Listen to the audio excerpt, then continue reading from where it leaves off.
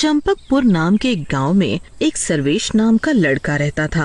वो बहुत ठर की किस्म का था। एक दिन सर्वेश अपनी प्रेमिका से बात कर रहा होता है। अरे डार्लिंग, बड़े दिन हो गए, चलो तुम्हें फिल्म दिखा के लाऊं। जी दूर रहो मुझसे, खबरदार जो मुझे छुआ तो। अरे जानू, इतना क्यों भड़क रही हो, क्या हुआ?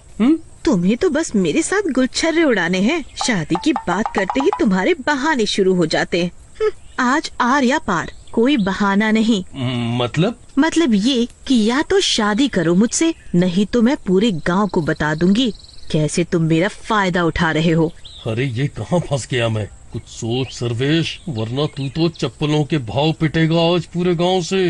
अरे जाने मन, मैं यही तो खुशखबरी देना चाहता था तुम्हें कि कल हम शादी करेंगे। मैंने पंडित जी से बात कर ली है, तुम बस कल तैयार रहना। सच सच कह रहे हो तुम? हाँ बिल्कुल सच। चलो अब घर चलते हैं, बहुत समय हो गया है, और कल सुबह इसी गुप्त जगह आ जाना। फिर दोनों अपने अपने घर जाने लगते हैं। फिर आधी रात होने पर सर्वेश लेटा लेटा करवट बदलता रहता है। बेटा, कुछ तो करना पड़ेगा इस लड़की का। शादी करके मैं इसे अपने गले की हड्डी नहीं बनाने वाला हूँ। फिर अगले दिन उसी गुप्त जगह सर्वेश अपनी प्रेमिका से मिलने आता है। अरे जानू, तैयार होना शादी के लिए, चलें? हाँ हाँ बिल्कुल। फिर सर्वेश उसे एक खुफिया रास्ते में ले जाने लगता है। अरे सर्वेश, ये कौन सा रास्ता है? अरे ये रास्ता सुरक्षित है, यहाँ से हम जल्दी भी पहुँच जाएंगे।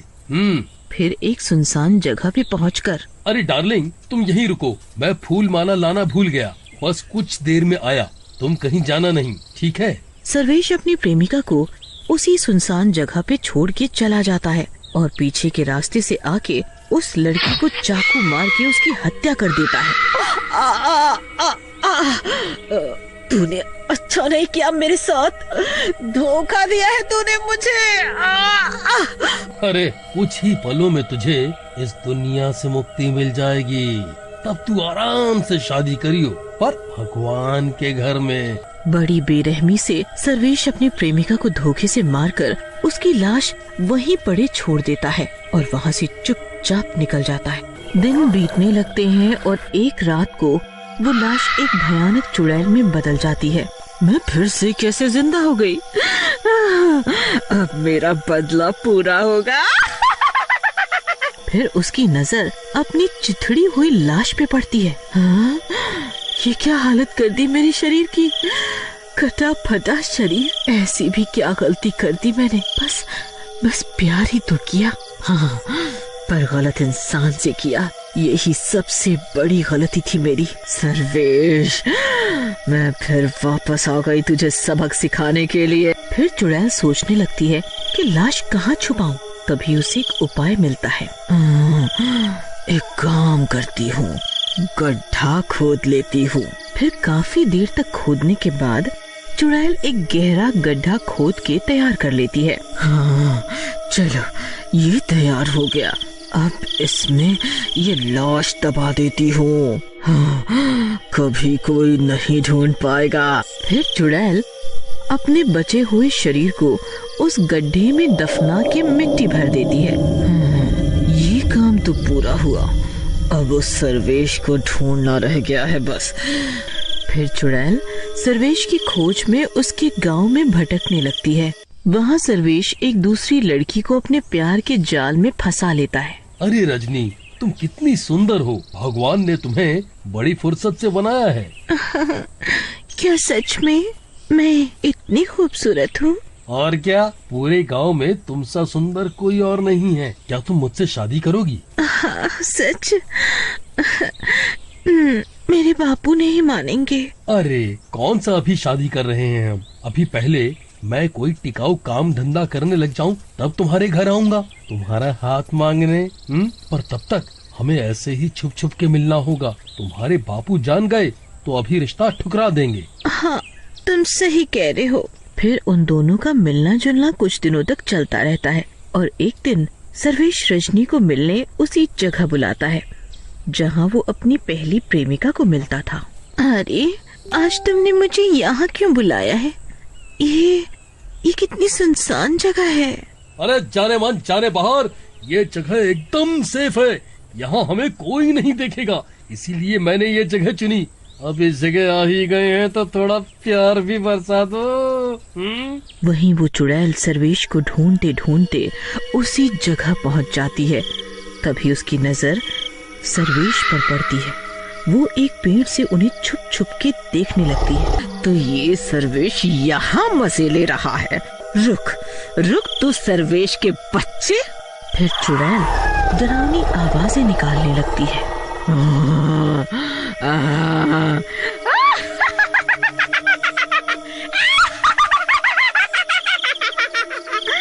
सर्वेश सर्वेश मैं आ गई, मैं वापस आ गई हूँ।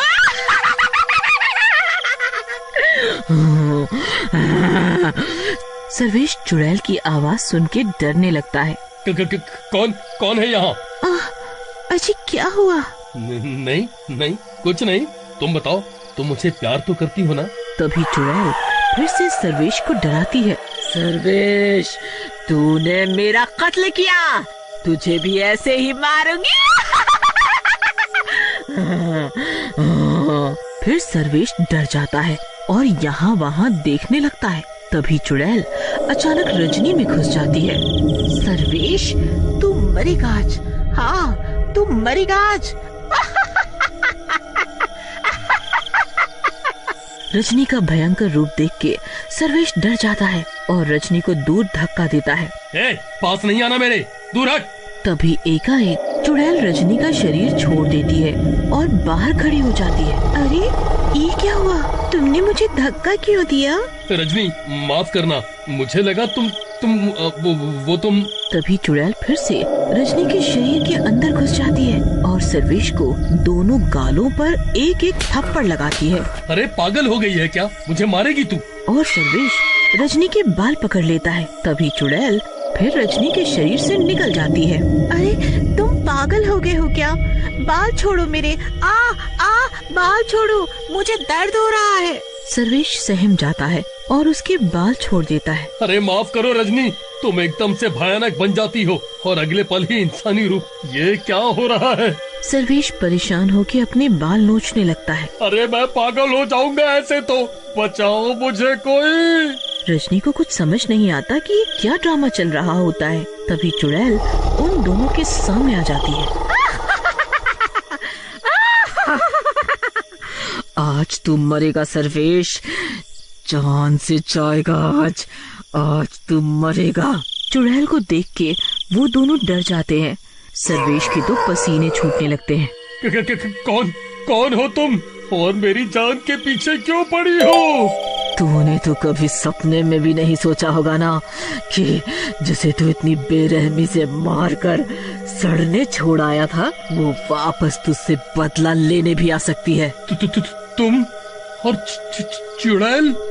फिर चुड़ैल रजनी को सारी बात बताती है। अच्छा तो तेरा असली चेहरा ये है? तुझे तो आज कोई नहीं बचा सकता। तभी रजनी पुलिस को फोन करके वहाँ बुला लेती है। चुड़ैल बहन, तुम अब सब कानून पे छोड़ दो, इसे कानून सजा देगा। फिर पुलिस उस सर्वेश को गिरफ्तार कर लेती है और जेल में डाल देती है।